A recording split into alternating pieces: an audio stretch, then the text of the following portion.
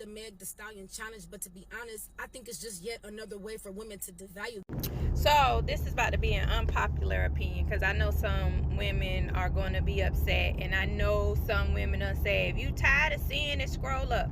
But I'm bringing another perspective.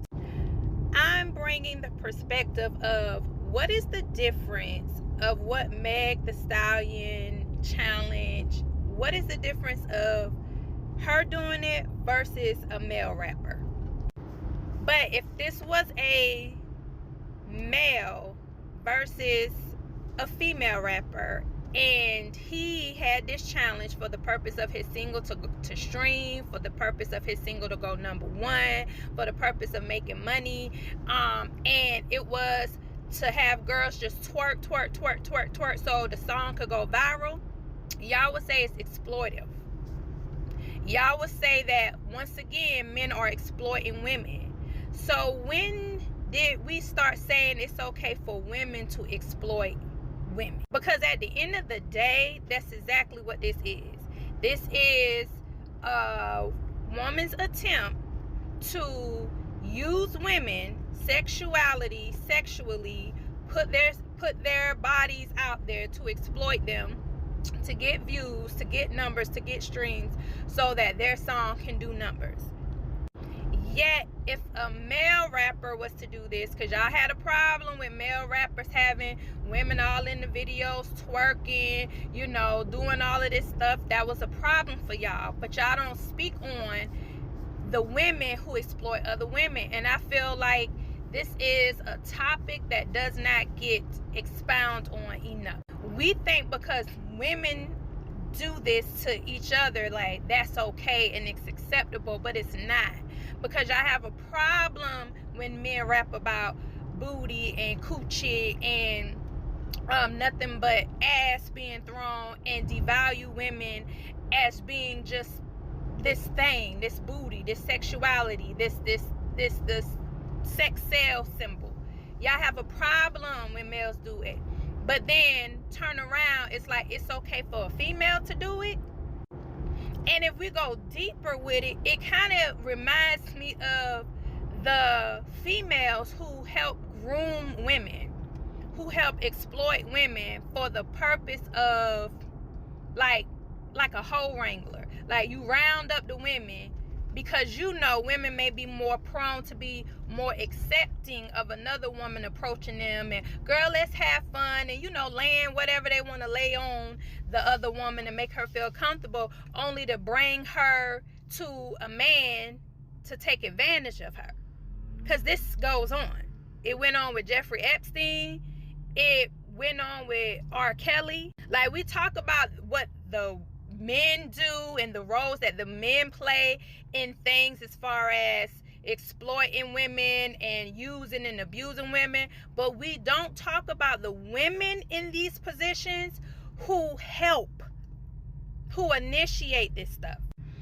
Like, you feeling safe with your homegirl, thinking that y'all just about to go kick it and have fun, only for her to leave you in a room with a random dude that you don't know, because she done told the dude and his friends, like, oh yeah, I got a friend who finna come through, even though that wasn't your idea, or your, like, this stuff happens in real life. But we don't talk about the women, we talk about the men. See, this I don't know, it don't sit right with my spirit. It don't sit right with my soul. And yes, if you want to take it as something as simple as, oh, we're just twerking and having fun, it's just fun, it's not nothing, that's the same way we thought when the men was doing it. It's just fun. It's always fun until it ain't fun no more. It's always fun until you realize you being used and exploited.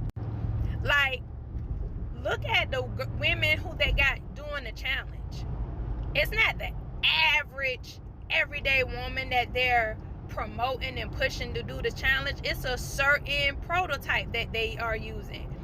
It's a certain type of woman that they're using for these this challenge to promote what they're doing. Like, this all got to do with money. This all got to do with leverage. And y'all letting this happen because y'all think, oh, a woman can't be as treacherous, dangerous, manipulative, conniving, have ill intentions as a man. But that's not true. That's not true. I just want y'all to pay attention. I agree with this woman. I'm sure it's going to be a lot of people who disagree. I'm sure I don't have the popular opinion, because we all just always want to have fun, and we're not thinking deeper into like the fact that we ain't nothing but pawns in this thing. So while we right here talking about, oh, I'm just having fun, we a pawn. While they playing chess, we sitting here just having fun, and we ain't looking at the bigger picture, and by the time we realize it, it's too late. But we are actually doing it to ourselves as women, and all men have to do is just step aside. But don't that remind y'all of something? Like, isn't this familiar? Like, this don't feel like we, once again, it's the same tricks, the same game, but just different players. Like, once we caught on to the exploitive tactics that they were doing against black women in entertainment, and we shut it down, then they found another way to kind of intervene and get us to deflect from that by using women. It's like these so-called powers that be are like several steps ahead of us with this stuff. Like, they several steps ahead of us, and maybe they're not that too much ahead of us. Maybe we just so caught up and we don't take a moment just to kind of step back and just kind of like pay attention to the things that they're doing. Because like, had we pay attention and be like, this is exploitive, how men have put us out here and, you know, use us as sex symbols and sexualize us. This is wrong. And then when they use women to do it, had we paid attention and be like, well, isn't this the same thing? Like, didn't we just say we don't want to see us half naked, boomed over, twerking, clapping our butts all the time when the men did it? So why did y'all just went and replace the man with the woman? You know? But it's because it's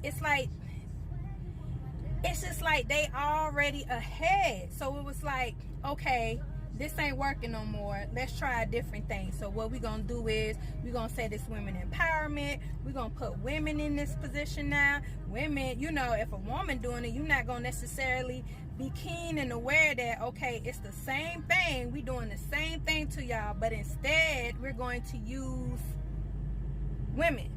No different than they use our own people sometimes and put them in a position sometimes to poison us with whatever misconceptions and misinformation that they put out there. Like, they listen, and it's the same thing, and y'all can feel how y'all want to feel. It's the same thing with the whole body shaming. Like, think about it. It started where people, black people especially, started being more aware of their health, wanting to be healthier, wanting to start eating better, going out and creating gardens and growing their own vegetables, their own fruit. Because why? We have the highest rates when it comes to heart disease, when it comes to diabetes, you know, gout, all of these things that we have been fighting our whole entire existence, and we start wanting to be healthier. And here they come talking about body shaming, and you should love to want to be overweight and obese and unhealthy. And if you speak on anybody and their weight, that's body shaming. When your weight has more to do with your what you putting in your body, your fat ratio, your BMI, like, it's not just because you big for no reason. It's the things you're eating. You're unhealthy. So let's veer them away from this healthy shit And let's talk to them about, you should just, why not just want to be in the body that you're in? What's wrong with just loving who you, if you trying to lose weight, that means you don't love the skin that you're in. Like, they do all of these tactics and pull all kind of wools over our faces, like what they call smoking mirrors, and we fall for it every freaking time because we be wanting to have fun. All they got to do is throw it out there and just sit back and watch, and we gonna do it. So now we arguing back and forth with each other as women now, because some of us is like, why we gotta continue to exploit ourselves and do this to ourselves? We just complain about men doing this to us, but then we gonna turn around and do the same thing to ourselves, and it's really an argument. It's crazy. The work and the condition that they do on us daily. But the problem I have is that this statement is still somehow comparing or giving the notion that male influence or the male is somehow superior in the exploitation of women. Because even if you say, well, if it was a male rapper, there'll be more women doing it. And I think the key to understanding is that these women, whether male, women, or themselves, who are doing these things, are being exploited. And they're choosing to be exploited. Nobody is making them exploit themselves. This is what they choose to do, because you can, in fact, exploit yourself. The thing I have a problem with is the fact that we tend to try to use the male rap figure or the male figure period to say that somehow they're to blame or it's their fault why women are being exploited. But at the end of the day, typically you exploiting yourself because you choose to. When you come on this social media app and you twerking on your own, you may look at that and say, well, I'm just shaking my butt and having fun. But you're exploiting yourself. And how it's exploitation is because someone is gaining off of you twerking your behind on this app for free. See, you doing it for free, but this social media app, they're gaining. You are you're up in their algorithm, which is causing views, which is causing more people to be on app, which means that they can sell more ads to people, sell more data. Like, they're benefiting off of you getting on there twerking and showing your behind, which is fine. Listen, if you want to twerk and you want to exploit yourself, by all means, that's your right to do so. But understand that these are decisions that you're making, and we can't blame males. We can't blame females either. I'm not saying blame the women. I'm just saying that recognize it's the same thing.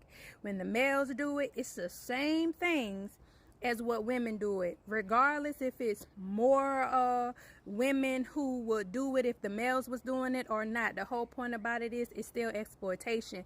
And is it the male fault that if he actually had the challenge and it was more women to do it because a male was doing it? Is that actually the argument we taking as if that make a difference? Because all that tells me is that as much as women speak against men exploiting us, that we tend to gravitate and we rather the male exploit us more than the woman.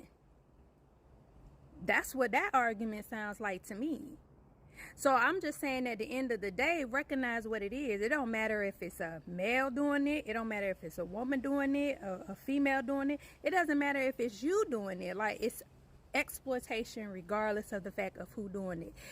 And also recognize that maybe you just like to exploit yourself, or maybe you don't have a problem with being exploited. I just don't like that conversation to be used as to say, oh, we're empowering women not to be exploited, when we're out here doing that very thing but exploiting ourselves and exploiting each other. See, when a prostitute decided that they no longer wanted a pimp and they could pimp themselves and take the middleman out and get their own money, it's never at any point that they say, oh, I don't like you prostituting me, I don't want to be a prostitute. No, they knew they was a prostitute, they recognized it, and they was real enough to say, listen, I don't mind selling these goodies, but I just don't want you to take credit or get on my ends of selling my own nookie. If I'm gonna sell my nookie, I'm gonna sell it myself. So if you're going to exploit yourself, and it ain't necessarily that you have a problem with being exploited, it's just that you have a problem with who does it. That's the real conversation. I mean, listen. Yeah.